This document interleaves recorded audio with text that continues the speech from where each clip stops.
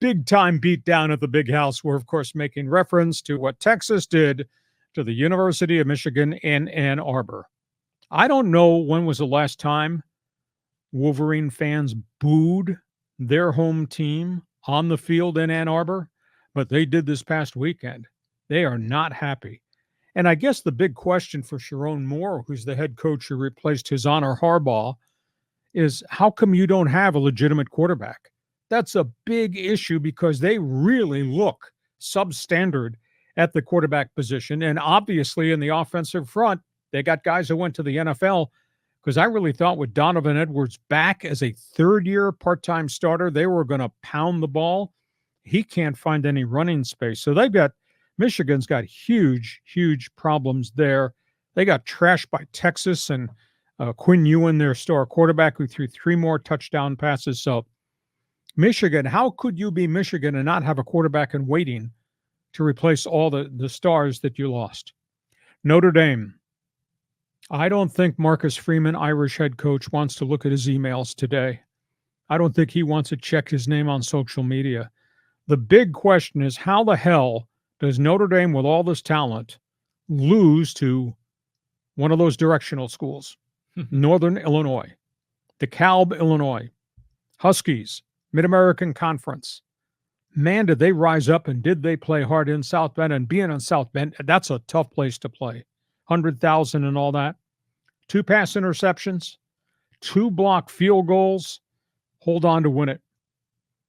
And they are questioning Marcus Freeman as head coach. Of course, they always question a head coach in South Bend. Of course. Marcus Freeman has now lost to Northern Illinois at home, 3-9 Stanford at home, and the Marshall Thundering Herd at home in his 3 years as head coach. That's not good. Not good at all. So that's a big issue there. I don't have the explanation for what's going on with the Oregon Ducks. They're going up and down the field, but they're not putting the ball in the end zone with their transfer quarterback, Dylan Gabriel, who's a big-time thrower. Something's not right for Dan Lenning's Ducks right now. They did beat Boise State. Last guy touches the football wins the game. Boise State kept coming back. And I'll tell you, Ashton Gentry, he might now be the best running back in the country, Boise State star tailback. I mean, he stampeded his way for another 100-plus yard rushing performance, and this is against big-time Oregon. So something's not right with the Ducks offensively right now. I mean, they did win 37-34, but they kept trailing in the game. They couldn't get off the field, and then they had to rally back and win, and that came after their first game against a Division I AA team, which is really stunning. So Oregon's got questions. Colorado, holy cow. Deion Sanders, has he got his hands full? I mean, he's getting smoked in the national media again. Colorado got stomped by Nebraska. Who? This is not Bob Devaney's Nebraska Cornhuskers, Frank Solich's Nebraska Cornhuskers. This is Nebraska, but down on their luck in the gutter, Nebraska. And they just beat the hell out of Colorado. Shadur Sanders, 2 turnovers, 5 more quarterback sacks. His brother Shiloh Sanders probably gone for the year, broken forearm. Just not competitive at all. I mean, I looked up and that sucker was like, that was what, 28-3? I said, what the hell's going on in Colorado? And Deion, I don't know if he understands humble pie, but he better understand humble pie because this is the beginning of another long season.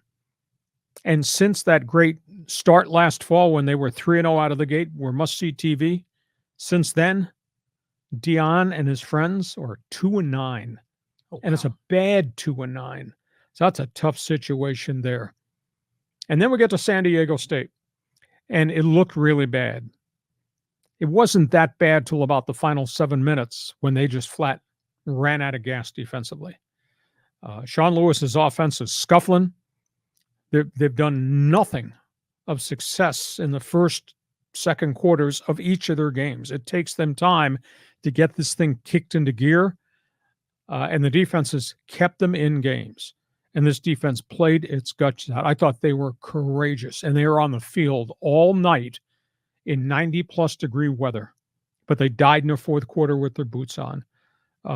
They gave up a 98-yard touchdown drive. They just could not get off the field. They gave up 420 yards. Offense had only 179 yards. Gave up 237 rushing. Most of that was in the second half. They were on the field for 41 minutes. Offense had the football for only 19. Danny O'Neal got dinged up, stayed in there in the game. Kid does complete. He fumbled at the 2-yard line, and what would have been a game-tying touchdown, and the whole chemistry of the game changed after that. So, I mean, I give the Aztecs kids credit. No quit. They played hard. But you can't ask your defense to be on the field for 79 snaps in 41 minutes in the game. So it's going to get harder because now they go to Cal, and the Cal Golden Bears are off to a 2-0 start. And Cal won at Jordan-Hare Stadium, Alabama, in Auburn. Cal won. That's amazing. You're damn right. There'd be another word we could use, but we wouldn't want to get in trouble here. So this is going to be a tough start for San Diego State. But that being said, if they can keep their kids on the field, I have seen enough flashes offensively that makes me believe San Diego State is going to do really well offensively in the Mountain West.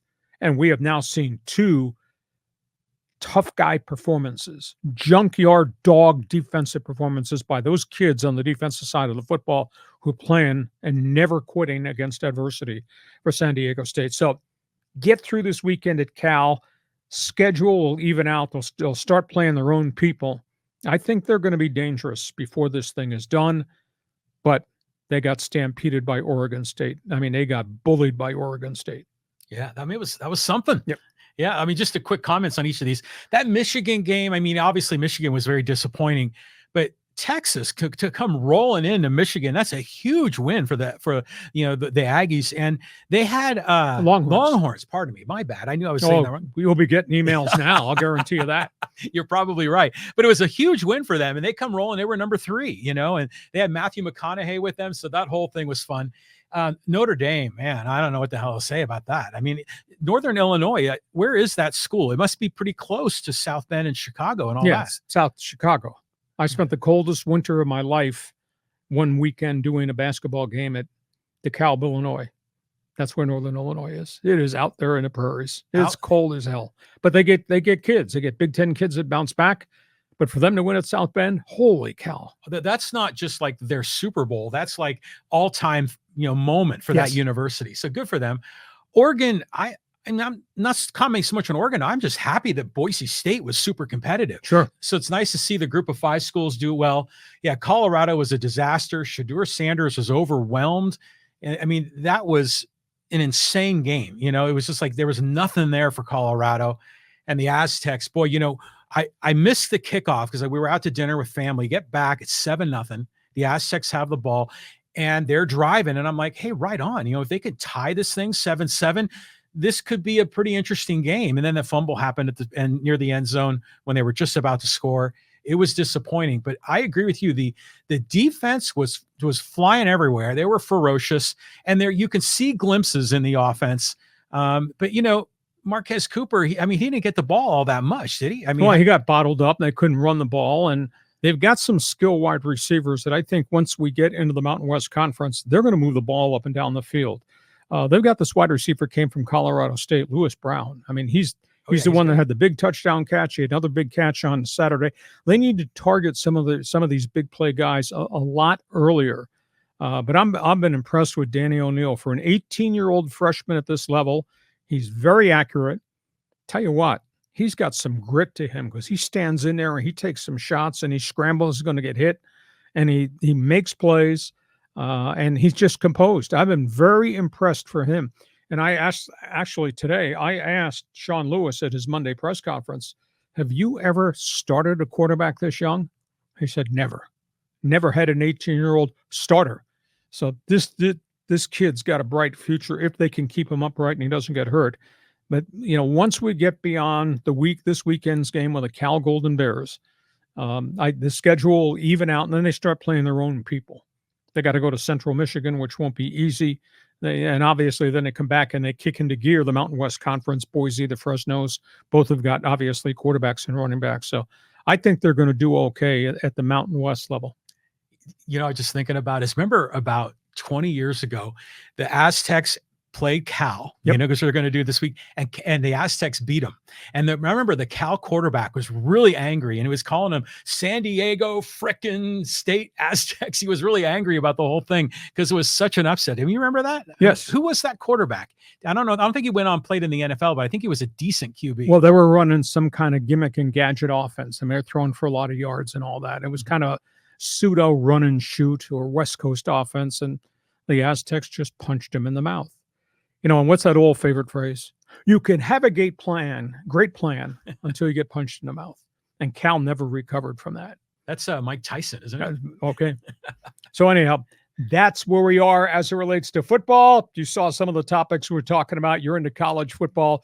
Want you in the chat box. Fans forum is open. Please join us now. We get to halftime.